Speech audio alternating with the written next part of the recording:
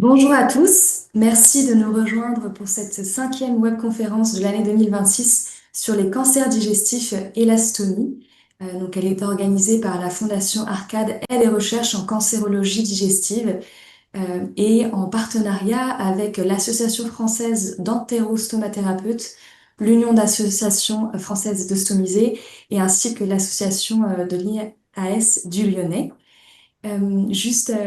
Avant de vous introduire les intervenants, que sont Catherine Martinet, donc infirmière stomathérapeute, Jérémy Lefebvre, professeur de chirurgie viscérale et digestive à l'hôpital Saint-Antoine, ainsi que trois patients, Françoise, Pierre et Balram. Je me permets de représenter la Fondation Arcade. La Fondation Arcade est une fondation reconnue d'utilité publique qui existe depuis 20 ans et qui est aujourd'hui présidée par le professeur Thierry André. Elle œuvre autour de trois missions que sont la recherche, donc une mission extrêmement importante pour la Fondation. Nous avons consacré 70% de nos ressources en 2025 pour soutenir 23 études avec un encours de 5,5 millions d'euros. Et puis c'est également 50 publications sur nos bases de données qui ont été réalisées. Nous avons également une mission information qui vise à produire des supports de communication pour les patients, leur entourage, mais aussi pour les professionnels de santé. Cela passe par nos cycles de webconférences, mais aussi nos guides patients. Donc les guides sur les TNE et le pancréas qui ont été actualisés en 2025, ainsi que le guide sur le cancer du foie. Le guide du cancer colorectal est en cours d'actualisation et ils sont tous disponibles sur notre site internet. Nous avons également une mission autour de la prévention, notamment du dépistage du cancer colorectal, pour lequel nous portons des projets et des campagnes de communication. Nos projets phares en 2026 sont variés, avec notamment le lancement d'une chaîne de podcast qui verra bientôt le jour cet été, ainsi qu'une collection dessinée de nos guides patients qui nous permettra de rendre plus accessibles les supports de communication que nous réalisons. Nous avons également une formation que la Fondation a montée avec la faculté de Paris, de pharmacie de Paris-Saclay, une formation sur le système de santé en mutation qui représente cette année 130 inscrits. Elle a été lancée en octobre 2025. Elle est à destination de tout public pour mieux connaître le système de santé, donc des essais cliniques à la mise sur le marché en passant par les données de santé. Donc, pour plus d'informations pour l'année 2026, n'hésitez pas à nous contacter. La Fondation se positionne comme un acteur de référence dans la cancérologie digestive. Elle interagit avec des acteurs variés que sont les associations de patients, les acteurs publics, les entreprises, mais également les sociétés savantes et les acteurs de la recherche. Cette année, nous fêtons nos 20 ans et ce grâce à nos donateurs qui permettent de soutenir nos programmes. Sachez que les dons sont déductibles des impôts sur les sociétés, sur les revenus et de l'impôt sur la fortune immobilière. Je vais maintenant laisser la parole aux associations partenaires qui vont pouvoir se présenter et présenter leurs actions. Myriam, je vous laisse parler de l'Union d'associations françaises d'estomisés. Merci beaucoup Camille, bonjour à tous et à toutes. L'Union d'associations françaises de stomisés regroupe 19 associations membres et nous représentons 9 régions. Bien sûr, les ultramarins ne peuvent être représentés, nous le regrettons. Comme nous sommes nationales, nous avons plusieurs pôles d'action. En particulier, par exemple, les institutionnels, comme vous pouvez le lire sur la slide, la Haute Autorité de Santé, les ministères, que ce soit celui de la santé, d'accès aux soins, du travail. L'Assemblée nationale, demain, nous sommes avec certains intervenants de ce jour à l'Assemblée nationale pour la restitution des travaux sur les états généraux de la stomie. Le CEPS, l'Élysée et autres institutions, par exemple France Asso Santé, qui n'est pas une institution en termes de ministère ou autre, mais au niveau national, nous travaillons sur des groupes de travail, en fait. On a intégré des groupes de travail. Les actions, elles sont multiples. Donc là, c'est quelques-unes. On a eu notre premier congrès national à Grenoble en juin 2025. On a créé aussi la Journée nationale de la stomie dès notre création de l'Union. On fait des plaidoyers, des Stom Visio, des Super Stom Challenge, des Stomisés sans frontières, toujours pour donner la parole aux patients, personnes stomisées, aidants et aussi aux acteurs du parcours de soins. Nous avons des outils, en particulier un site internet où les fiches, je tiens à le dire, sont mises à disposition gratuitement. On vous demande juste d'en mentionner la propriété. Livret pédagogique, checklist, on est sur LinkedIn et YouTube. Et pour finir, nous avons des formations et échanges parce que bien sûr, c'est notre ADN avec les associations, les établissements de soins. Les facultés de médecine, pharmacie, après Pharmagora Plus, on est en train de développer encore plus ce créneau. Les IFSI, les IFAS, donc ce sont les centres de formation des infirmiers et des aides-soignants. Excusez pour les acronymes. Des écoles de formation de stomathérapie, bien sûr, de kinésithérapie et bien sûr, fabricants de dispositifs médicaux pour stomie parce que nous sommes les porteurs de dispositifs. Donc, l'innovation passe aussi par le patient et la personne stomisée, les prestataires et autres. Je laisse la parole à Camille. Merci Myriam. Alors je passe la parole directement à Daniel qui nous présentera la fête. Alors, merci Camille. Donc, la fête, donc, là, c'est pas une association de patients, mais c'est une association de professionnels. Donc, c'est une association loi 1901 de stomathérapeutes certifiés. Hein, donc, on ne regroupe que des stomathérapeutes. Elle a été créée en 1978. Alors, nos missions et valeurs, je dirais la principale, c'est un peu notre ADN, c'est aider les personnes, alors à la fois stomisées et ou présentant des fistules externes, alors stomisés urinaires ou digestifs, les patients présentant des troubles de la continence urinaire ou fécale, les patients souffrant de plaies chirurgicales et ou chroniques, ou les patients ayant suivi une mastectomie. Donc ça, c'est vraiment nos 4 domaines de compétences. Donc on aide ces personnes à surmonter leur handicap, je mets bien handicap entre parenthèses. D'autres missions, c'est de promouvoir la stomathérapie, de diffuser et actualiser les compétences, développer la recherche en stomathérapie, et enfin, et c'est une part importante, veiller au respect strict de la déontologie et des règles professionnelles. Moi, je dis toujours, la fête, c'est un peu le gendarme de la stomathérapie. On est là pour éviter certaines dérives qui peuvent parfois se produire. Alors, nos principaux travaux, on a un partenariat étroit, je dirais même très étroit avec les associations de patients et tout particulièrement l'union que Myriam vient de nous présenter. On a beaucoup collaboré ensemble à leurs plaquettes, à leurs brochures. On a fait un livret sur la formation stomisée contact. Enfin, on participe à certains webinaires. Donc voilà, on a vraiment un partenariat étroit.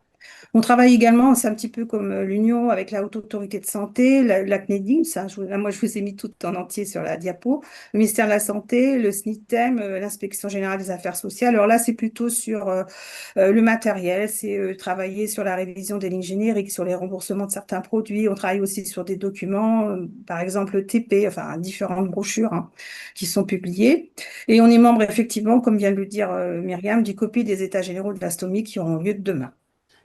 Alors, dans nos actions et nos services, on a un site internet hein, qui regroupe plusieurs choses, bien sûr, mais j'ai mis ce qui était le plus pertinent, le répertoire des stomathérapeutes en activité. Alors, ne le cherchez pas tout à l'heure parce qu'en fait, il est pratiquement, on l'a retiré parce qu'on est en cours de le refaire.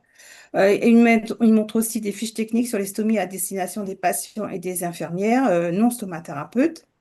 On publie un journal biannuel qui s'appelle IT Informe. On organise des journées annuelles de formation puisqu'on a comment dire, un agrément d'organisme de formation. On publie dans des revues, on rédige des ouvrages, alors notamment notre Bible, hein, c'est les guides des bonnes pratiques en stomathérapie. Et enfin, on contrôle la formation dans les écoles de formation de stomathérapie en France et on réalise leur certification quadriennale. Ça veut dire que c'est nous qui sommes garants que les écoles de stomathérapie répondent aux critères qui sont édictés par le Conseil mondial des stomathérapeutes. Voilà, je vous remercie. Merci Daniel. Je laisse désormais Françoise présenter rapidement l'IAS du Lyonnais. Oui, merci Camille. Bonjour à tous. L'IAS du Lyonnais est une association d'information et d'aide aux stomisés. C'est une association qui est née en 1976, date à laquelle il y a eu des échanges entre la France et les États-Unis. Notre ligne directive est d'être une association de patients, mais même mieux, c'est aider à bien vivre avec sa stomie. C'est d'abord l'accepter, c'est refaire dans sa vie ce qu'on faisait avant d'être stomisé. elle est d'être stomisée. Les objectifs sont aussi de soutenir la prévention, d'informer et d'aider les patients quant aux appareillages, de soutenir les proches des patients, d'avoir des relations avec les tutelles pour répercuter les difficultés présentées par les patients et, je l'ai déjà dit, de soutenir la prévention. Alors, les services et les actions de l'IAS du Lyonnais sont en particulier le Stomy Guide, qui est une application smartphone unique qui présente à la fois les lieux, les toilettes partout en France et les lieux où on peut joindre une stomathérapeute. Il y a aussi les Stomy Rencontres, qui sont un congrès annuel qui a eu lieu déjà depuis 3 ou 4 ans. Les Stomy Contact, c'est la formation de patients qui est labellisée et qui permet d'aller au contact des gens, des personnes stomisées. Il y a un stomicite aussi qui est en réflexion, donc ce n'est pas la peine de vous jeter dessus. Il y a une relation avec les stomisés les plus jeunes, Stomy Young, et Stomillion est une newsletter numérique qui est aussi en cours de remaniement. Et Stomy Phoenix est un envoi humanitaire de matériel en Ukraine pour du matériel qui ne sert pas en France. Je vous remercie. Merci beaucoup, Françoise. Donc, je vais bientôt passer la parole à Catherine Martinet, donc infirmière stomathérapeute, qui nous expliquera le rendez-vous préopératoire. Juste avant, je me permets de rappeler que vous pouvez poser vos questions directement dans le chat dédié que je lirai à la fin de cette webconférence. Et cette webconférence sera bien mise à disposition en replay sur notre site internet. Catherine Martinet, je vous laisse la parole. Oui, merci beaucoup. Eh bien, donc, je suis Catherine Martinet. En fait, j'ai exercé pendant 30 ans au CHU de Rouen en Normandie dans un service de chirurgie digestive. J'ai également collaboré avec les laboratoires de matériel pour stomiser. J'ai également effectué des missions de consultante pour des prestataires. J'étais la secrétaire de l'association ILCO Haute-Normandie qui malheureusement s'est éteinte récemment. Et actuellement, je suis la trésorière de l'association AFET. Alors, ce rendez-vous préopératoire, il est très très important. Il est souvent programmé à la demande du chirurgien, à distance de cette consultation et à distance de l'intervention. Ceci est évidemment lorsque l'intervention n'est pas réalisée en urgence. Le but, en fait, c'est vraiment de connaître la personne, c'est-à-dire de pouvoir, après un recueil un petit peu administratif, connaître son âge, où est-ce qu'elle vit, est-ce qu'elle travaille, est-ce qu'elle est retraitée, est-ce qu'elle vit en couple, est-ce qu'elle vit dans un logement où elle a accès facilement à l'eau. Toutes ces questions sont très importantes. S'agit-il d'une personne qui comprend bien le français? Est-elle entourée? Donc cet état des lieux nous permet ensuite d'évaluer son état de santé et ses besoins et ses ressources. Donc c'est important de savoir quand la personne se présente à la consultation si elle est en bon état physique ou si c'est une personne qui est amaigrie. Est-ce que c'est une personne autonome, voilà, qui est en valide, ou bien est-ce que c'est une personne qui est en fauteuil roulant? Porte-t-elle un handicap visuel? Est-elle malentendante? Est-ce que c'est une personne aussi qui a une bonne dextérité manuelle? Tous ces éléments sont très très importants pour adapter notre discours. Ensuite, on va vérifier la compréhension des informations qui ont été données par le chirurgien. Est-ce que la personne a bien entendu le diagnostic? Est-ce que le mot cancer a été prononcé? L'explication de l'intervention est-elle claire pour le patient? Le caractère provisoire ou définitif de cette stomie a-t-il été bien compris? Le professeur suivant vous parlera, mais quelquefois la stomie n'est que provisoire pour quelques mois, le temps que les sutures se fassent, ou bien elle peut être définitive lorsque la maladie touche la partie terminale de l'intestin et qu'on est obligé d'enlever donc tout le bas du tube digestif. On va apporter, nous, des connaissances aux patients grâce aux guides, grâce aux petits livrets, aux fiches anatomiques que nous possédons, hein. Donc, sur l'aspect de cette stomie, alors, vous savez que stomie, ça veut dire abouchement à la peau. Donc d'une partie du tube digestif, hein. Donc cette stomie, c'est de la muqueuse qui est directement cousue sur la peau de l'abdomen, hein. Cette muqueuse, elle est rouge, elle n'a pas de sensibilité, ce n'est pas une plaie. Mais ça peut quand même être effrayant un petit peu au départ, donc il faut bien l'expliquer à la personne. Ensuite, cette stomie, elle peut être située sur le côlon, on parle de colostomie, donc qui donneront des selles relativement proches de celles que nous avons tous par les voies naturelles, ou bien cette stomie, elle peut être réalisée sur le petit intestin, généralement sur l'iléon, la partie terminale, et dans ce cas-là, eh bien, on parle d'iléostomie. Ces créations de stomie entraînent évidemment une modification de l'image corporelle de la personne, et ça peut être un petit peu difficile à concevoir. Et avec la création de la stomie, eh bien, nous avons aussi une perte de la continence. Ça veut dire que la personne ne peut plus décider d'aller à la selle ou pas. Ça va se faire naturellement. Voilà. Les conséquences sur le transit se feront en fonction de la localisation. L'iléostomie aura tendance à donner des selles plutôt liquides, la colostomie des selles normales.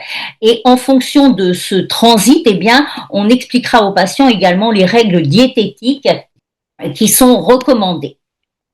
On va également apporter des précisions sur ce soin de stomie. En fait, c'est un soin d'hygiène. C'est un soin d'hygiène qui peut être réalisé sous l'eau de la douche dans sa salle de bain, qui consiste en un nettoyage à l'eau de la stomie et de la peau péristomiale. Certaines personnes utilisent un savon neutre, d'autres préfèrent utiliser de l'eau. On peut également réaliser ce soin avec des petites lingettes.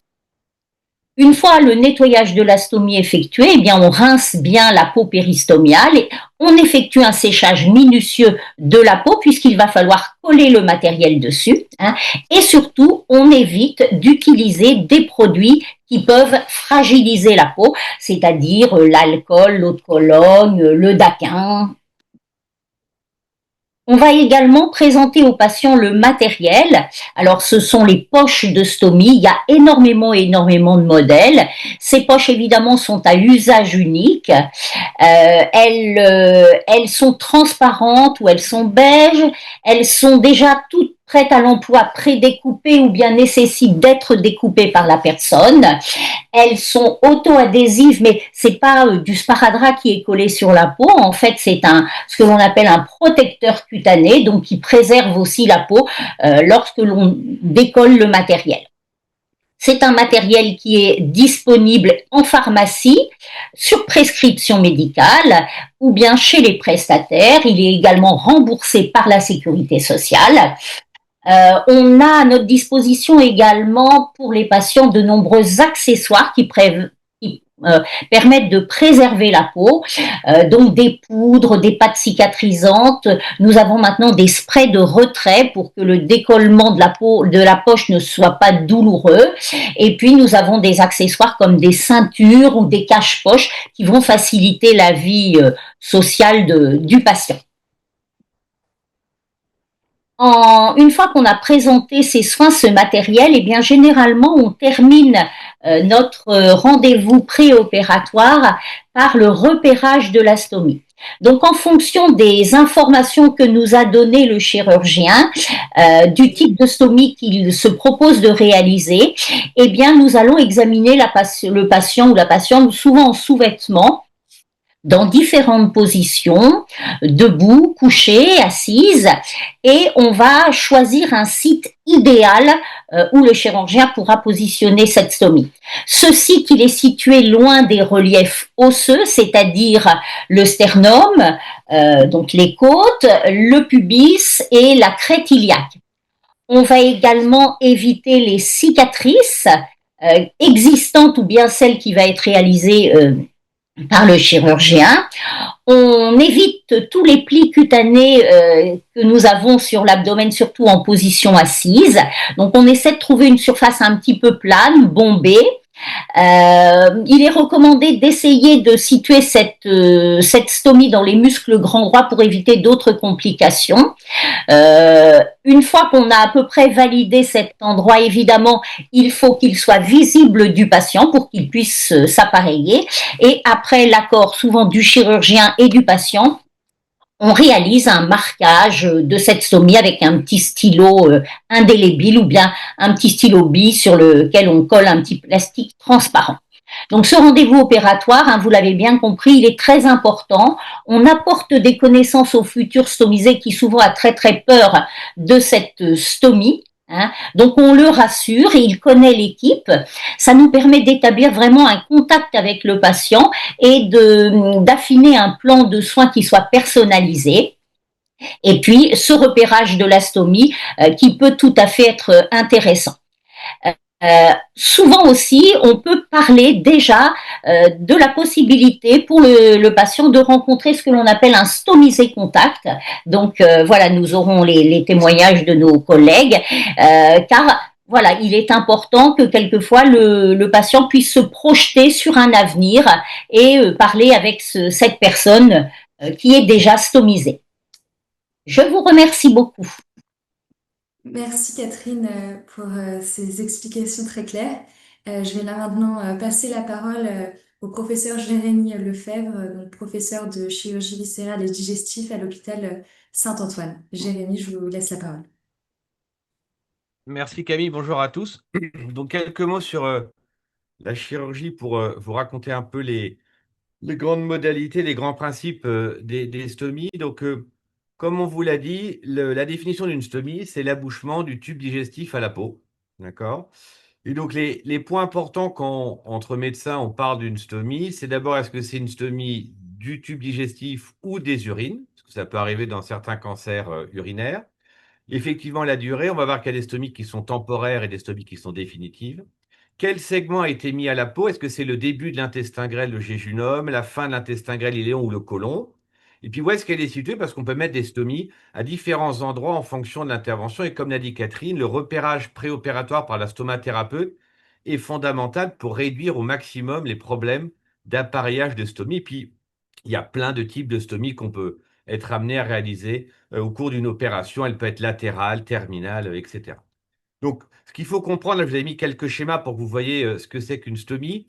Il y a plein d'indications. Dans le cadre des cancers, on va le voir, c'est surtout pour protéger une suture digestive qui a risque de se compliquer, pour qu'il n'y ait aucune selle qui passe au travers de la couture et la fermer temporairement. Ça peut être le cas de pathologies inflammatoires comme la diverticulite quand l'opération est compliquée, la maladie de Crohn, ou, comme on va le voir, les cancers en occlusion où on a besoin de faire une stomie temporaire pour pouvoir faire ensuite la chirurgie. Et puis, il y a des stomies qui vont être définitives, et on va le voir, c'est typiquement le cas des cancers du très bas rectum, où on va devoir enlever le sphincter et l'anus, et donc il ne sera pas possible de rétablir un circuit normal. Et puis, par exemple, les maladies de Crohn ou certaines complications post-opératoires.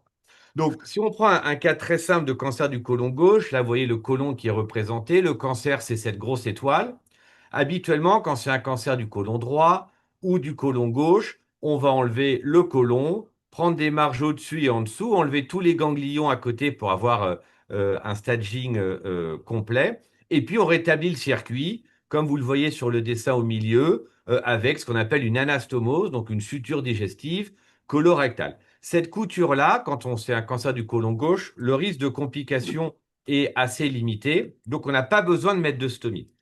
En revanche, quand c'est un cancer du rectum, donc la tumeur est située beaucoup plus basse, on va faire le même principe de l'opération, mais la couture qu'on va être amené à faire, qui est une couture colorectale ou coloanale, a 20% de risque de se compliquer. Et donc, on a besoin, comme vous le voyez sur ce schéma, de mettre l'intestin grêle en stomie.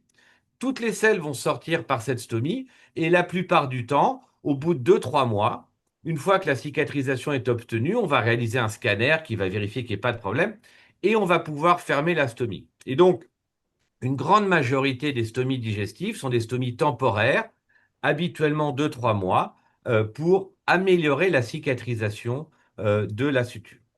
Mais dans certains cas, la tumeur du rectum est située très basse Et là, vous voyez par exemple en bas à droite ou en bas à gauche, le sphincter est envahi. Et donc là, l'opération nécessite d'enlever bien sûr le rectum, mais également l'anus. Et là, on va devoir mettre le côlon à la peau. Et donc là, c'est une colostomie qui là est définitive. Donc la consultation préopératoire avec le chirurgien, puis après avec la stomathérapeute, permet bien sûr de réexpliquer aux patients les différents principes. Un mot sur la chirurgie en urgence, parce que dans ces cas-là, il n'y aura pas de consultation possible avec la stomathérapeute. Et là, vous voyez deux types de stomie. À gauche, l'intervention de Hartmann, qui est l'intervention qui est souvent faite quand il y a un problème au niveau du côlon gauche, une perforation, une diverticulite. Et donc, on va fermer le rectum et faire une colostomie qui pourra être fermée dans un deuxième temps. Et puis, je vous ai parlé à droite des cancers en occlusion. Là, vous voyez l'étoile bleue qui est un cancer du côlon gauche. Voilà. Et quand le malade vient aux urgences avec un côlon très distendu, un tableau d'occlusion, donc arrêt des matières et des gaz, des vomissements, on ne peut pas faire la chirurgie d'emblée. Et donc, on doit faire une stomie qui soit est mise juste en amont de la tumeur ou au niveau du côlon transverse sur le dessin à droite, ce qui va permettre de lever l'occlusion et faire une intervention 10 jours, 2 mois après, si on décide de faire un peu de chimiothérapie. Un dernier mot sur la fermeture de stomie, qui là est une opération qui est beaucoup plus légère. Et vous voyez que maintenant, dans la plupart des centres, on peut même faire cette intervention en ambulatoire. Le patient arrive le matin, on ferme la stomie, il reste 5-6 heures à l'hôpital. Et vous voyez que dans 80% des cas maintenant, cette intervention permet une sortie le jour même avec des soins qui seront réalisés par des infirmières, notamment souvent une petite mèche qui est mise à l'endroit de l'ancienne stomie pour éviter le risque d'abcès. Voilà ce que je voulais vous dire sur les stomies. Merci, professeur Lefebvre. Catherine Martinet, je vous laisse reprendre la parole pour nous expliquer le suivi post-opératoire et puis Voilà, les possibilités. merci. Donc en fait, ce suivi de la stomie, il commence dès la sortie du bloc opératoire. Il est réalisé en collaboration avec l'équipe soignante. Nous allons être particulièrement attentifs au bon fonctionnement de cette stomie. En post-opératoire, la stomie, elle peut être un petit peu gonflée, il peut y avoir un petit peu de sang. Et puis l'appareillage est souvent un appareillage transparent puisqu'il nous faut surveiller et détecter les complications. Ensuite, le soin va être réalisé par les infirmières d'abord, et c'est toujours donc un soin à l'eau. On mesure la stomie de manière à pouvoir découper le matériel et l'adapter découper les poches et adapter le matériel vraiment au plus près de la stomie pour que la peau soit préservée. On peut détecter donc les complications précoces qui sont quand même assez rares heureusement, mais on peut avoir une stomie qui saigne un peu, on peut avoir une stomie qui se désunit un petit peu, on peut avoir aussi un patient qui a une stomie qui ne fonctionne pas, et donc voilà, ces éléments sont importants. Il faut surveiller aussi une fois que la stomie commence à émettre le débit de cette stomie, car quand on va reprendre l'alimentation du patient, l'hydratation du patient et le régime qui va être proposé est fonction souvent du débit de la stomie, puisque le risque un petit peu, c'est que la stomie donne beaucoup au départ et que notre patient soit un peu déshydraté. Donc, vous l'avez compris, pendant cette période, c'est vraiment le soin post-opératoire de la stomie, un appareillage qui permet la surveillance. Le suivi de la stomie, il est plus facile après parce que, à la sortie du patient, on va organiser les soins. Est-ce que c'est un patient qui va être autonome? Est-ce qu'on va vérifier donc son éducation qui a été réalisée pendant la période d'hospitalisation, soit l'éducation du patient ou bien d'un de ses proches, ou bien si le patient ou ses proches ne peuvent réaliser le soin de stomie, eh bien on fera appel à une infirmière libérale. Donc il faut aider le patient à trouver une infirmière pas trop loin de chez lui qui pourra l'aider et poursuivre l'éducation.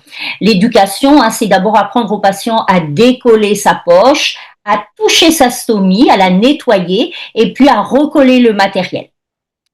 On profitera aussi de cette fin d'hospitalisation pour montrer aux patients les différents modèles de matériel. Souvent, il est choisi un petit peu en fonction aussi de la morphologie de la personne, de son autonomie. Du type de dérivation évidemment, et ce choix de matériel il est pas définitif, on pourra le changer. Quand le patient sort du service, eh bien il sort avec un rendez-vous selon son état. Ça peut être un rendez-vous une semaine après ou bien 15 jours après, et évidemment les coordonnées de la stomathérapeute et de l'équipe s'il a besoin de rejoindre l'équipe médicale. Le suivi de l'astomie, c'est aussi un suivi qui va se faire à long terme, car comme l'a dit le professeur Lefebvre, on a des stomies qui sont rétablies, fermées assez rapidement. Donc pour que le chirurgien puisse fermer la stomie, il faut que la peau reste tout à fait correcte. Donc on est attentive à ce soin de la peau, mais si la stomie reste définitive, eh bien, on sera amené à suivre le patient tout au long de sa vie de stomisé. On sera amené également souvent à modifier l'appareillage pour proposer un appareillage peut-être plus simple, un matériel qui va être non visible sous les vêtements, qui va être compatible avec des activités sportives, avec la baignade, un matériel qui sera discret si le patient veut reprendre une vie amoureuse. On en profite aussi lors de ces suivis, si la stomie est définitive, pour essayer de détecter les complications tardives qui peuvent survenir en fonction, par exemple, du fait que le patient peut grossir, la stomie peut gonfler, la stomie peut, le patient peut présenter une éventration, peut présenter un rétrécissement de l'orifice de sa stomie. Donc, nous sommes attentifs à tout cela. Et puis, la reprise du travail, lorsque le patient travaille et des activités, nous sommes amenés également à guider le patient.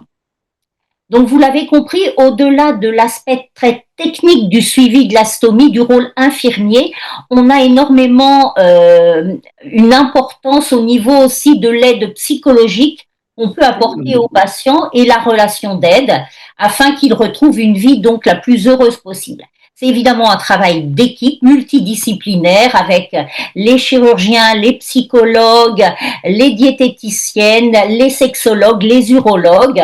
Voilà, toutes les personnes. Et puis, bien sûr, grâce à toutes nos associations et tous les bénévoles qui œuvrent pour, on va dire que cette vie avec la stomie se passe le mieux possible. Je vous remercie. Merci beaucoup, Catherine, pour ces explications. Je vais maintenant inviter des patients à témoigner. Françoise, je vous invite à partager votre parcours et nous expliquer l'impact d'une stomie définitive sur votre vie. Oui, merci de me repasser l'antenne. Mon parcours a commencé il y a à peu près 15 ans et avec un seul symptôme, une hémorragie rectale majeure.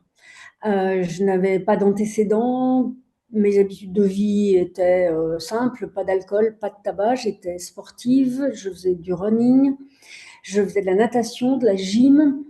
Et en 2010, on a posé l'indication d'une résection partielle du rectum pour un adénocarcinome. Il y a eu dans l'année qui a suivi des rechutes locales qui ont obligé à revoir le traitement et à s'orienter vers une stomie définitive, puis de la chimio, de la radiothérapie et une ablation totale du rectum avec un lambeau de grand droit.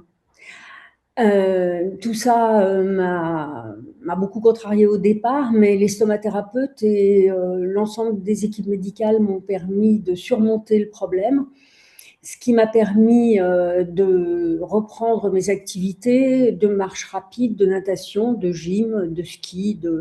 Voilà, ma vie n'a pas changé.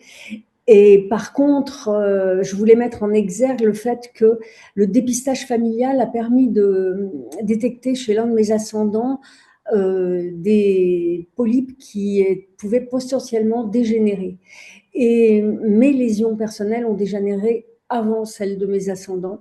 Donc, je ne saurais que vous inciter à faire des dépistages, si ce n'est pour vous, pour vos descendants, de façon à ce que des choses du même type que moi puissent être prises bien avant et qu'on ne soit pas obligé d'arriver là où j'en suis arrivée. Mais actuellement, je dois dire que j'ai une vie tout à fait normale. Je voyage, je vais au cinéma, je vais à l'auditorium, bref, la plus normale possible. Voilà, et j'essaye de transmettre ceci au sein de l'IAS. Je vous remercie. Merci Françoise.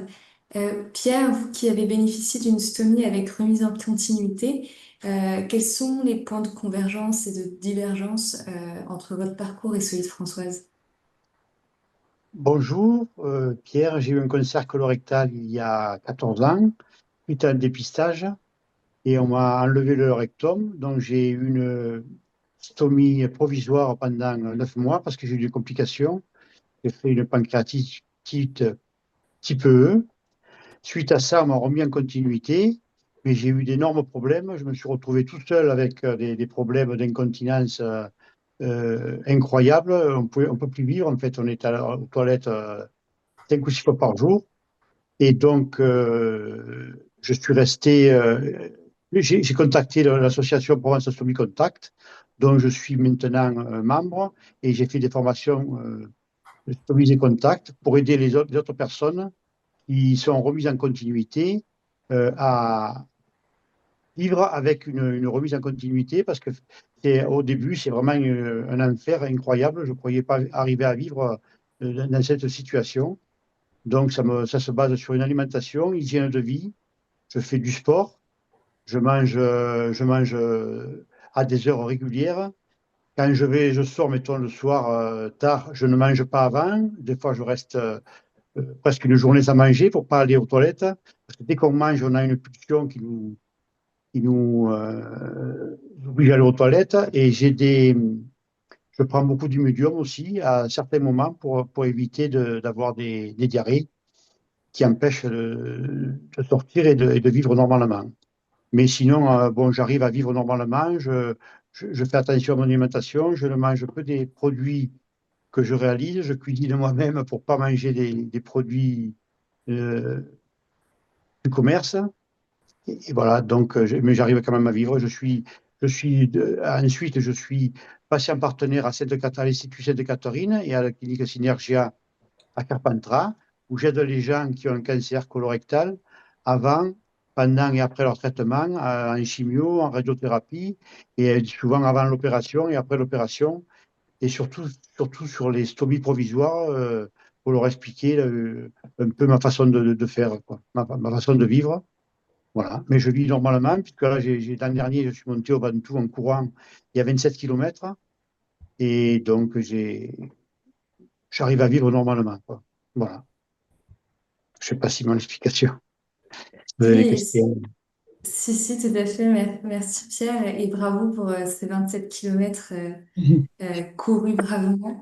Je ne sais pas si tout le monde en serait capable avec une stomie ou sans stomie. Euh, Merci pour ce témoignage poignant. C'est pour Ventoux Euh, contre le cancer. Voilà. Bravo. Voilà. Merci. Merci. Maintenant, je vais laisser la parole à un autre patient stomisé, Balram Dial, qui a porté à l'occasion de notre hackathon sur les cancers digestifs un projet de toilette pour les stomisés, pour lequel il a reçu un prix. C'est un projet avec beaucoup de succès. Balram, je vous laisse le présenter. Merci tout le monde, merci à Arcade d'avoir donné l'occasion de ça. Je m'appelle Balram, peut-être certains d'entre vous me connaissent maintenant parce que j'en ai beaucoup parlé depuis quelques années. Depuis 2024, je suis un peu actif au niveau du cancer colorectal dans tous les réseaux sociaux et depuis mars bleu. Et moi-même, j'étais patient, j'ai eu un cancer colorectal découvert à 53 ans en 2019. Donc, cancer colorectal, et j'ai subi la même chose. Je suis un mix entre Françoise et Pierre. On va se dire comme ça. Et tout ce que Françoise a vécu, c'est la même chose. Et tout ce que Pierre a vécu, c'est la même chose pour moi. Donc, vous avez bien entendu. Et deux choses qui sont importantes dedans. Quand on m'a annoncé ce cancer colorectal, j'ai tombé parce que je suis un ancien sportif pour un marathon et je ne pratique plus depuis 7 ans maintenant. Je fais du yoga depuis toute ma vie. Je vais avoir 60 ans cette année, donc 50 ans de yoga, j'ai commencé à 10 ans. Et après, fume pas, boire pas. Donc, le cancer colorectal ne touche un peu, on va se dire, hors des paramètres qui sont un peu préconisés par la médecine, de dire que les personnes qui peuvent attendre en cancer colorectal sont dans les tels et tels paramètres. Dans le cas de François, ce n'est pas le cas. Dans mon cas, ce n'est pas le cas. Et dans le cas de Pierre, qui est sportif, ce n'est pas le cas. Donc, on voit un peu que le cancer peut toucher tout le monde et on ne le souhaite pas. Et du coup, je me suis trouvé un peu isolé. Et en 2024, au début, j'ai rejoint l'association Passion Réseau, qui est une association comme deux associations qui regroupe pas mal de personnes de cancer. Et dedans, c'est le cancer colorectal qui m'a un peu incité de rentrer dedans. Là-dedans, j'ai commencé à apprendre à vivre moi-même parce que j'étais perdu en tout ce qu'on disait derrière, en tout ce qu'on disait dans le public, en tout ce qu'on racontait derrière et devant nous. Et ben, j'étais un peu perdu et avec le groupe de patients en réseau et le groupe cancer colorectal, je me suis trouvé un peu dans la situation et j'ai commencé à aider pour ça. Deux métiers, étant donné que je suis ingénieur-chercheur, donc j'ai commencé à prendre mon métier, en mettre dans la médecine et surtout dans le cancer colorectal. Et après, je me suis dit, oui, dans les cas de figure, dans le cas de Catherine et de Pierre comme ça, Pierre avait dit quelque chose de très, très important, l'incontinence, on va aux toilettes 10-15 fois par jour. Je pense que Catherine a dû subir les mêmes trucs. Et je me suis trouvé dans le public, parce qu'on vit dans le public, quand on est malade, on ne reste pas dans la maison. Donc, je me suis trouvé dans le public et c'est là que je me suis rendu compte, une fois je suis parti dans un truc de bricolage, pour acheter un truc, j'avais vraiment j'avais une poche pendant 7 mois. Pendant cette période de poche, j'avais vraiment une envie de la poche gonflée, on sait les sensations qu'on a. J'ai dit, bon, je dois peut-être quelque chose. Je suis parti dans une toilette, mais sans demander à quelqu'un, une toilette handicapée. Et là, en vigile, il est venu me voir, me dit, qu'est-ce que vous faites dedans? Je lui dis, j'ai une urgence, vous n'avez pas le droit. Eh ben, je suis parti un peu bredouille comme ça pour me dire où est ma place dedans parce que je suis malade.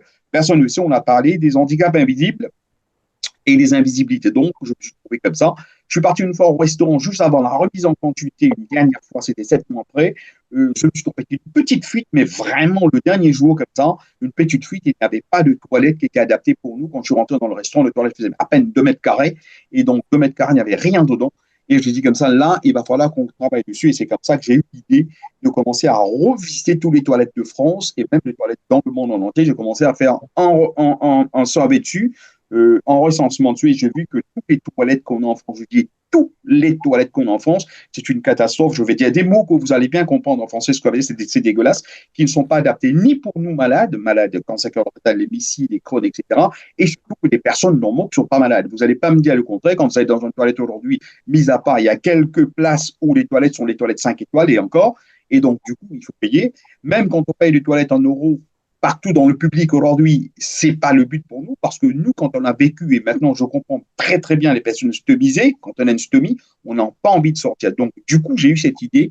Et là, l'association L'Arcade a présenté un projet l'année dernière. Je me suis dit, il faut qu'on présente ce projet. Et la chance est venue parce que c'est le public qui nous a soutenus pour avoir le prix d'Internet. Donc, l'Internet a voté qu'on a vraiment eu besoin et Arcade a dit que c'était un besoin vital. Donc, j'ai appelé ce projet le toilette vitale parce qu'on a le droit, même en tant que malade, d'aller vivre une vie normale. Dans le cas de Pierre qui dit vivre une vie normale, super sympa, et Françoise aussi.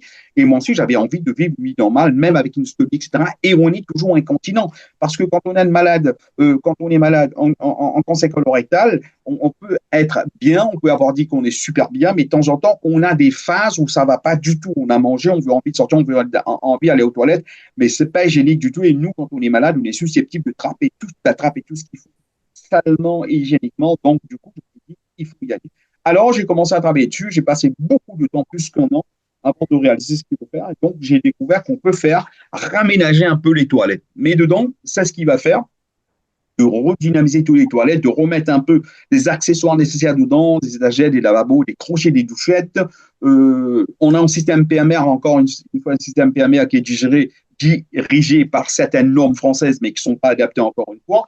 Je me suis posé la question, c'est qui révise les normes? En tant que j'ai posé les questions, il y a eu blocus partout. Et après, j'ai eu des prix, j'ai eu 2 prix d'Arcade, mais avant ça, il y avait Mars Bleu, j'avais parlé avec des personnes de l'ARS, j'avais parlé avec des personnes qui se connaissaient un peu de ça. Si on a le prix, qu'est-ce qu'on peut faire? Est-ce que je peux aller de l'avant avec ces toilettes? Ils ont dit oui.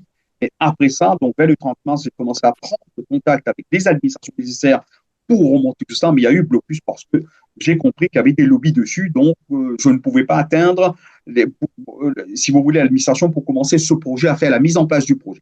La mise en place du projet, pour moi, c'est facile. Je vais vous montrer qu'est-ce que j'avais pensé. J'ai dit comme ça, j'ai réuni en groupe de patients avec ce groupe de patients qui est comme moi, comme tout le monde qui ont les maladies cancer colorectal, on a utilisé comment doit être une toilette comme ça. Et finalement, on a réussi de se dire, bon, ben, les toilettes, ça peut être un peu simple. Aujourd'hui, nous avons une casse-tête, mais une casse-tête tout le monde, et on a réfléchi qu'est-ce qu'il faut faire. Comme j'ai dit, on a pensé de mettre des lavabos, des douchettes, une petite poubelle un peu spécialisée pour les personnes stomies, parce que c'est pas évident. Est-ce que la question, c'est de séparer les toilettes actuelles ou de refaire des toilettes spéciaux? Encore une fois, je dis non. On peut prendre les toilettes actuelles et le redynamiser, redonner la vitalité de ces toilettes-là. Mais c'est un peu en ce moment le plus administratif. Mais comment j'ai pensé à faire ça pour vous dire que, admettons, je pense au côté positif, parce que ça va arriver certainement, le jour que vous allez voir les toilettes, vous voyez sur mon slide, j'ai mis un peu en logo avec une personne stomisée, un homme, une femme, pour se dire, ah, quand vous allez voir ça pour les personnes stomisées ou personnes qui en ont besoin, eh ben, on peut y aller là-bas et on va se trouver quand même chaussures à ses pieds. D'une coup, je me suis dit, c'est facile, mais pour faire ça, il faut quand même un plan. Et le plan l'a mis sur le marché. Donc, je suis en train de faire un projet pilote. Ce projet pilote, ça veut dire, j'ai calculé un peu les lieux, les utilisateurs et qui va faire ça. Pour commencer, je vais commencer à proposer ce projet dans les centres hospitaliers, les CHU, les cliniques. Et j'ai eu quand même certaines personnes qui ont été d'accord, qui étaient dans le hackathon avec un Balram, on est prêt à te faire installer ton projet. Mais par contre, nous avons des grands problèmes administratifs parce que avant d'y aller là-bas, il faut passer par des centrales d'achat. Et ces centrales d'achat, jusqu'au maintenant, ils m'auront pas dû une fois ou deux, mais ils m'auront pas. Mais on est en train de travailler dessus avec des patients super sympas. Le prix de tout ça, ça vient le financement. Comment on va financer? C'est une façon très, très simple pour nous de financer. On va pas aller taper à la porte du public parce que les publics, ils n'ont pas de fonds. Ça peut être bien vous dans le médical qui travaille directement. Même monsieur le professeur pourra me le dire qu'aujourd'hui, vous êtes quand même restrictif. Ils ne vont pas vous dire, Balram, mais tu arrives avec ton projet, on va le prendre parce que c'est de l'or. Non, ça n'a rien à voir. Et on a trouvé quand même une façon de se faire financer pour faire le projet pilote. On va faire cinq institutions, 5 établissements en France pour présenter ce projet. Et je sais que le professeur qui dirige Arcade m'avait dit, Balram, on peut prendre avec nous. Donc ça, c'est correct. On est en train de s'enchaîner le financement. Le financement a été à peu près correct pour le moment. On va dire, on est dans le côté positif pour faire les fabrications, donc on va dire les prototypages. Et après ce prototypage, on va demander des personnes comme là. Je représente tellement de Catherine, je représente tellement de tout le temps qui sont présents là, tout le temps de chacun sont présents là, pour avoir vos avis dessus, comment vous en pensez, qu'est-ce qui manque dans les toilettes, qu'est-ce qu'il faut enlever, etc., pour ce phase pilote. Et après, disons qu'on rentre dans le côté positif, que ce projet pilote, il est bien passé, ça va durer 1 an, voire plus. Et ben, on va retourner à une façon d'industrialiser ce sub. Donc, on va faire en lieu d'installation, encore une fois, les hôpitaux, les lieux publics, les écoles, les universités, les hôtels, les restaurants, etc., etc. Et encore une fois, on ne va pas inventer les toilettes, on va rénover et redynamiser toutes les toilettes extrables que j'appelle un peu le toilette version 2. Encore une fois, on va essayer de mettre un peu ce qu'il faut pour nous, personne. Maintenant, nous savons ce qu'il nous faut. Et pourquoi pas des douches tièdes. On a parlé tout à l'heure, Catherine nous a parlé d'hygiène, il nous a parlé de douche, de laver, de savon, tout ça, mais dans les toilettes publiques, vous savez très très bien qu'il n'y en a pas ça. Vous avez à peine envie de rentrer avec vos chaussures dedans. Imaginez-vous maintenant, pour rentrer avec une stomie dedans pour se nettoyer, c'est pas évident. J'ai fait un recensement avec plus de 250 personnes qui sont stomisées. Ils m'ont dit, Balram, ce sera très très bien. Et ben, on t'appellera le Jésus. Comme ça, ils m'ont dit, on t'appellera le Jésus du cancer colorectal parce qu'on en a vraiment besoin. Et vous êtes tous d'accord avec moi certainement. En ce moment, on n'a pas ce moyen en France. J'ai regardé, il y a certaines places, on a essayé de dire toilettes pour stomiser, on a été visiter ça avec des patients, mais c'est vraiment pas fait pour les personnes stomisées parce qu'il manque quand même assez d'accessoires. Le seul pays où il y a ça en ce moment, c'est l'Espagne et l'Allemagne. On en reviendra encore une fois, mais merci, je pense qu'on n'a pas beaucoup de temps. Et je demande à tout le monde de nous aider encore parce que l'État nous bloque un peu à droite à gauche. Si vous pouvez prendre contact avec moi, Modia Balram, j'ai des contacts. Super sympa parce qu'on veut tous vivre une vie normale. Merci de m'avoir écouté et bravo à tout le monde qui est passé. Merci à Catherine d'avoir expliqué très, très gentiment et très, très bien d'une façon le cancer colorectal. Monsieur le professeur, merci. C'est très, très bien pour votre part. Il faut continuer sur ce chemin-là. Merci à tout le monde de m'avoir écouté. Merci Balram pour la présentation de ce projet encore à l'étape de prototype, mais qui se veut prometteur. Je vais désormais passer à la lecture des questions que nous avons pour nos intervenants. Donc, professeur Lefebvre, j'ai plusieurs questions qui vous sont adressées.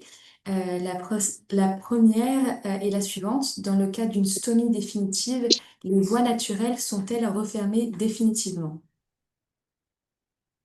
Alors ça dépend, mais globalement, sur le schéma que je vous ai montré, pour un cancer du trait bas rectum ou de l'anus, on referme les voies naturelles. Parfois, comme Françoise a décrit, avec un lambeau, parce que comme il y a souvent eu de la radiothérapie, les tissus cicatrisent pas très bien et la résection peut être un peu grosse, donc on a besoin de mettre de la peau saine. Mais on va dire que dans l'écrasante majorité des cas, on va fermer les voies naturelles. Les quelques cas restants, c'est par exemple des malades qui ont eu un cancer du rectum. On a fait une stomie qui se voulait temporaire, le temps de protéger la couture. Mais il y a des complications, ça ne cicatrise jamais. Une stomie qui devait être temporaire peut devenir définitive. Les voies naturelles sont toujours présentes, mais on ne peut pas refermer la stomie parce que ça n'a pas cicatrisé en bas. On va dire que 90% des cas, les voies naturelles sont fermées. Il y a 10% où il y a une stomie qui va être malheureusement définitive, alors que les voies naturelles sont toujours en place. D'accord. Et est-ce qu'il y a des recherches cliniques en lien avec l'amélioration des stomies? Il y a beaucoup de recherches cliniques pour éviter les stomies surtout. C'est-à-dire que les laboratoires ont fait énormément de progrès sur les poches. Comme on l'a vu, il y a des dizaines de modèles différents en une pièce, deux pièces, trois pièces. Enfin voilà. Tous les soins tous les soins péristomiaux sont également améliorés. Mais une fois qu'on a fait une stomie, on sait à peu près bien la faire. Donc la recherche, c'est plutôt est-ce qu'on peut réduire un peu le nombre de stomies de protection? Ça peut être sélection des malades à très faible risque pour lesquels on ne fait pas de stomie, ou trouver des dispositifs qui vont dériver les selles pendant la semaine, 10 jours, qui est vraiment la période cruciale pour faire cicatriser la couture qu'on a faite. Et puis, s'il n'y a pas de complications, on peut enlever. Par exemple, il y a un dispositif qui s'appelle le Colovac pour lequel je travaille, où on met une espèce de stent dans le côlon et on met pas de stomie. Donc, les selles vont passer à travers une gaine en plastique par les voies naturelles pendant 10 jours. Comme ça, on vérifie qu'il n'y ait pas de problème. S'il y a un problème, on fait une stomie. Mais s'il n'y a pas de problème, ça permet à 80-85% des gens d'avoir évité la poche. Donc, la recherche est plutôt là-dessus. Trouver des systèmes pour éviter la stomie. Et dernier point, et j'arrête, c'est que pour les cancers du très bas rectum, on a amélioré les traitements préopératoires, l'immunothérapie, la radiothérapie, la chimiothérapie. Et en gros, maintenant, on sait que devant un cancer du rectum, il y a à peu près 20% des malades qui ne seront pas opérés parce qu'il y a une réponse clinique complète de la tumeur. Et donc, s'il n'y a plus de tumeur, il n'y a plus d'opération. Et s'il n'y a pas d'opération, il n'y a pas besoin de faire de stomie. Donc, les axes de recherche, c'est plutôt dans ce sens-là. D'accord. Merci beaucoup, professeur, pour ces réponses. J'ai ensuite une question pour Pierre. Quelle typologie d'aliments bannissez-vous? Et c'est surtout, j'essaie de ne pas manger de légumes le soir, type soupe de légumes, bouillon, je mange plutôt les légumes le midi. Et le soir, je mange souvent des pâtes accompagnées ou du riz, accompagné de divers. Voilà. D'accord. Merci beaucoup. Voilà. Et sinon je mange, j'équilibre avec souvent avec du riz et des aliments et des carottes, beaucoup de carottes et beaucoup de légumes sains, quoi. Très clair. Merci pour cette réponse. Bahram, j'ai également une question pour vous. Quand votre projet verra-t-il le jour? Eh bien, le projet verra le jour bientôt. Comme je dis, j'ai un peu en ce moment le blocus côté administratif français parce qu'on est dans la santé, on est dans un domaine très très précis qui appelle la santé, qui est digéré. On a certaines plaques, on a certaines institutions qui dirigent ça. Malheureusement, ça s'appelle l'État. Eh ben, je suis en train de discuter comment je peux aller. C'est pas les hôpitaux, hein, c'est l'État qui me bloque dans certains points parce que les discussions politiques sont là, mais ça va se faire. Comme je dis, le projet, si je commence en projet pilote pour le prototypage, ça fait 3-4 mois. Après, pour l'installer, le prototypage, etc., ça va faire 6 mois. Donc d'ici un an, on va pouvoir trouver les premiers prototypages et avec un recensement de retour patient. D'accord. Je retiens encore une fois, sous réserve que tout ça, tout va bien dans le norme administratif. Administratif, c'est ça qui me bloque. Et sinon, au niveau ingénieur, etc., tout est prêt. Tout est dans ma façon. C'est moi qui a tout réalisé dedans, étant donné que c'était mon ancien boulot en tant qu'ingénieur chercheur, je suis spécialiste du matériel. Donc, du coup, tout a été fait. Et pour vous dire que ça va se faire un peu dans le style inox, où du PVC un peu amélioré médical et tout se fasse faire dans les normes médicaux. Mais là, j'entends vraiment l'administration. Comme je vous ai dit tout à l'heure, tout en chacun que si vous savez comment on peut déployer ça vis-à-vis des institutions, etc., prenez contact avec Arcade, prenez contact avec moi. Il y a Camille qui est là pour Arcade. Dit Balram, nous avons un style pour développer. On est là. Moi, j'écoute tout le monde justement pour pouvoir déployer le projet au plus vite possible. Super, bah, écoute, on espère qu'il y aura des déblocages rapides à ce niveau. Merci. J'ai une question pour Catherine. Est-ce qu'il est facile de trouver un stomathérapeute même dans les petites villes? Généralement, dans les petites villes où il y a un hôpital où on fait de la chirurgie, on trouve un stomathérapeute. Ensuite, nous avons, nous, à FET, enfin association, un site internet où on peut trouver également, en tapant le nom de la ville, la possibilité d'avoir accès à une stomathérapeute. Alors, soit en direct, mais aussi on peut déjà l'avoir au téléphone, parce que bien souvent, on peut déjà régler un certain nombre de problèmes avec un entretien téléphonique. D'accord. Et combien de fois doit-on voir ce professionnel de santé? Alors, ça dépend des besoins. Si la stomie est provisoire, si c'est une stomie de l'intestin grêle, c'est toujours un petit peu plus compliqué parce que les selles sont liquides. On a des risques un petit peu plus importants de dégradation de la peau. Donc, généralement, on revoit le patient dans les 15 premiers jours après l'intervention. Et puis, après, ça peut s'espacer un petit peu. Quelquefois, quand la stomie est définitive, les personnes viennent nous voir 1 à 2 fois par an. On surveille leur poids, on surveille la qualité de l'appareillage, est-ce que ça convient toujours. On essaie de faire essayer des modèles plus petits. On peut également, je n'en ai pas parlé, mais leur proposer pour les personnes qui ont une stomie définitive la pratique de la technique de l'irrigation colique qui consiste à réaliser soi-même par la stomie un lavement, d'évacuer donc ces selles et ensuite la stomie ne produit plus pendant 2 jours. Donc ça peut être une solution tout à fait intéressante. Bien évidemment, c'est avec l'accord du chirurgien. D'accord. Et combien de stomathérapeutes existent en France et particulièrement en libéral? Alors en libéral, il n'y en a pas tellement. Faudrait demander plutôt à ma collègue présidente, à Daniel. On a beaucoup de stomathérapeutes formés, mais toutes n'ont pas la possibilité de recevoir du public, ou quelquefois certaines ont changé d'orientation. On doit être peut-être au moins 200, je pense, au moins, en activité, peut-être même plus. Daniel, est-ce que vous confirmez ces chiffres? Ah. Daniel confirmera peut-être ultérieurement. Voilà, oui, c'est ça. C'est un peu plus, mais effectivement, il y en a quand même pas mal qui sont formés et qui n'exercent pas après parce qu'on ne leur donne pas la possibilité. Elles n'ont pas de consultation, pas de temps dédié, pas de local, donc c'est compliqué. Après, j'irai un peu plus. Alors, concernant les libérales, il y en a effectivement très peu parce que c'est un soin peu valorisé financièrement. Donc, c'est très, très peu payé et pour un soin de stomie, ça peut être long, hein, surtout quand on fait de l'éducation ou alors si le patient a un problème. Quand on fait un soin simple où tout va bien, le patient ne peut juste pas le faire parce qu'il est trop âgé ou n'importe quoi, enfin je dis n'importe quoi, mais tout va bien, le soin est rapide. Mais parfois il peut être très long parce qu'il y a des problèmes cutanés, parce que la stomie est difficile à appareiller ou parce que le patient psychologiquement va pas bien, donc on a besoin en même temps de l'accompagner. Enfin, c'est pas qu'un soin technique, hein, un soin de stomie, c'est un soin relationnel, c'est un soin éducatif. Ça peut être 1 heure et gagner 5 ou 6 euros pour 1 heure, c'est pas très rentable pour une infirmière libérale. À l'hôpital, on n'a pas ce problème-là, hein. On est payé quel que soit ce qu'on fait, mais une infirmière libérale, c'est pour ça qu'il y en a très peu, hein. Il y en a très peu parce que c'est difficile de vivre que de ça.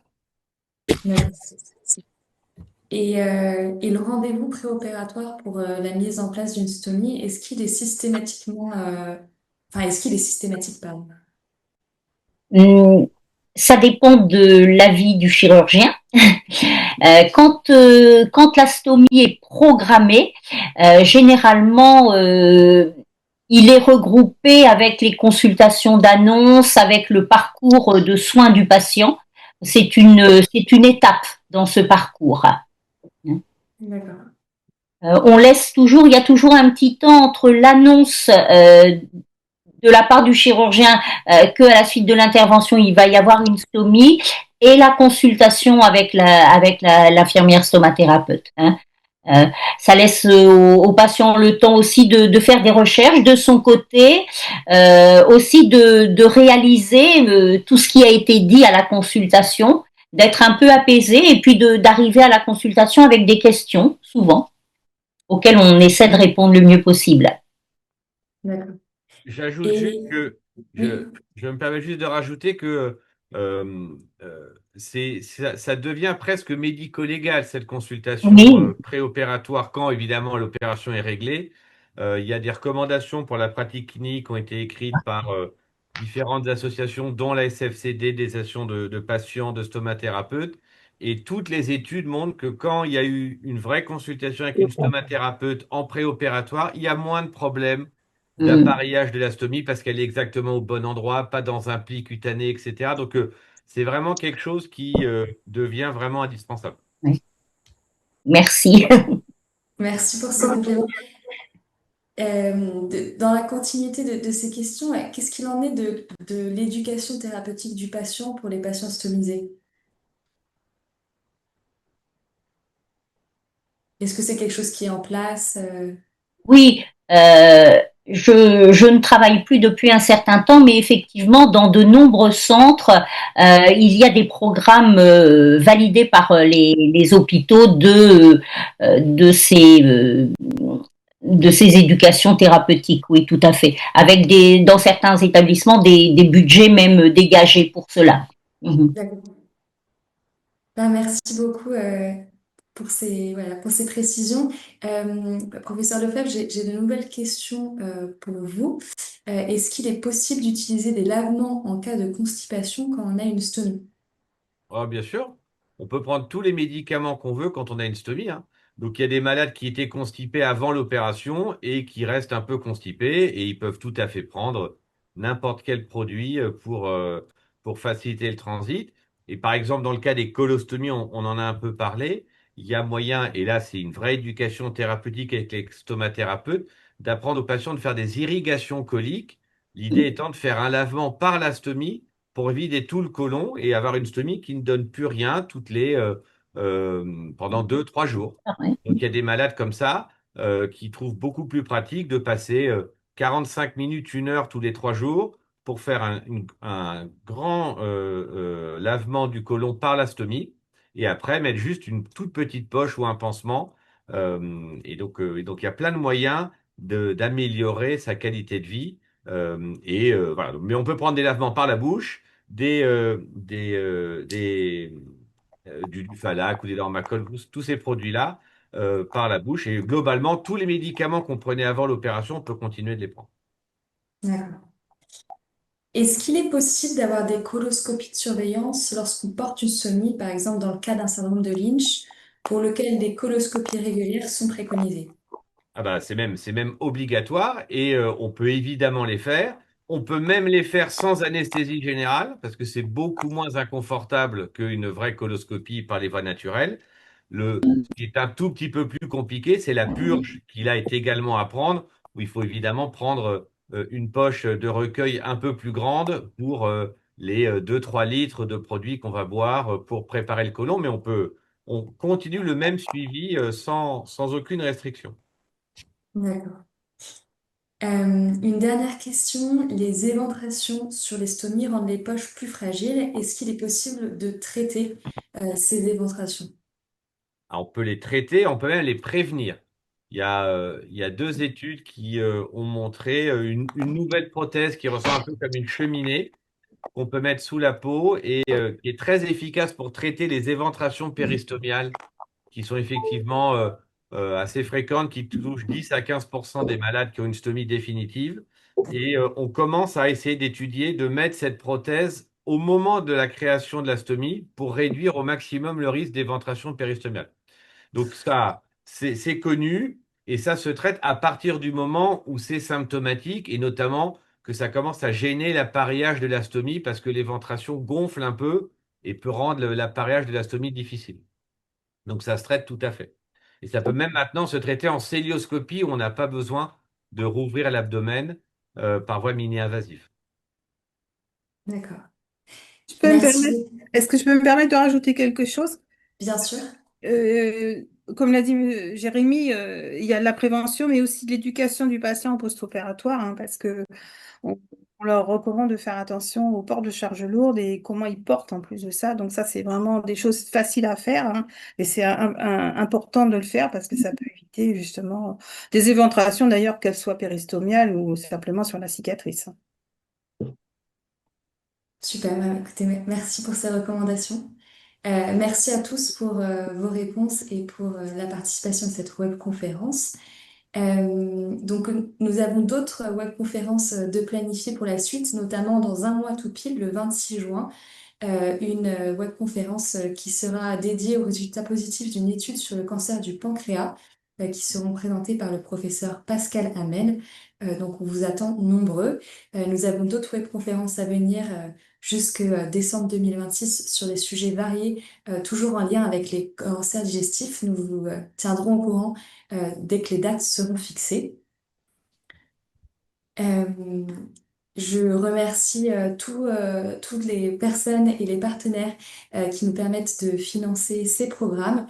Si vous voulez apporter votre pierre à l'édifice, nous vous invitons à soit vous inscrire à nos dossards solidaires, donc pour les courses sportives et notamment la course de la Reunion qui aura lieu en octobre, ou bien à soutenir la fondation directement sur le site.